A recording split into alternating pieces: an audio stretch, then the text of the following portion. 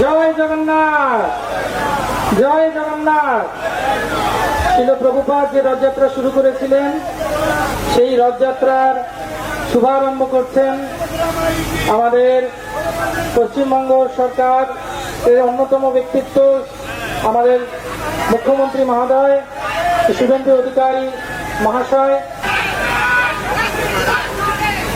শুভ সূচনা করছেন।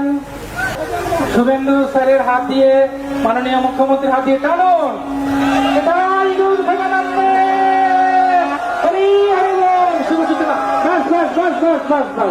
জগন্নাথ দেবের রথযাত্রা উৎসবে সামিল হলেন রাজ্যের মুখ্যমন্ত্রী শুভেন্দু অধিকারী। কলকাতায় ইসকনের রথের দড়িতে টান দিলেন মুখ্যমন্ত্রী। বৃহস্পতিবার কলকাতার ইসকন মন্দিরে পুজো ও আরতি করলেন মুখ্যমন্ত্রী। পরে রথের রশিতে টান দেন মুখ্যমন্ত্রী শুভেন্দু অধিকারী। পশ্চিমবঙ্গ সরকারের পক্ষ থেকে এই শুভ পবিত্র রথযাত্রা উপলক্ষে আপামর পশ্চিমবঙ্গবাসীকে আমার পক্ষ থেকে, সরকারের পক্ষ থেকে আন্তরিক অভিনন্দন জ্ঞাপন করি। এর বার্তা সর্বত্র ছড়িয়ে পড়ুক।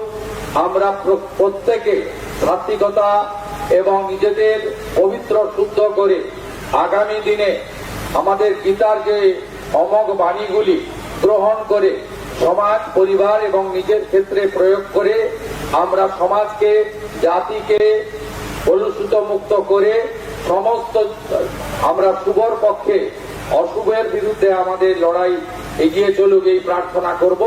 আমরা ইসকন, রামকৃষ্ণ মঠ মিশন, ভারত সেবাশ্রম সংঘ সহ আধ্যাত্মিক প্রচার এবং যারা সেবা করেন মানুষের, তাদের নিয়েই আমরা বাংলার নবনির্মাণে এগিয়ে যাব। এটাই আমাদের প্রত্যেকের অঙ্গীকার। এবারে রথযাত্রা সুখকর হোক, মধুময় হোক। প্রভু জগন্নাথ দেবের আশীর্বাদ সকলের প্রতি বর্ষিত হোক।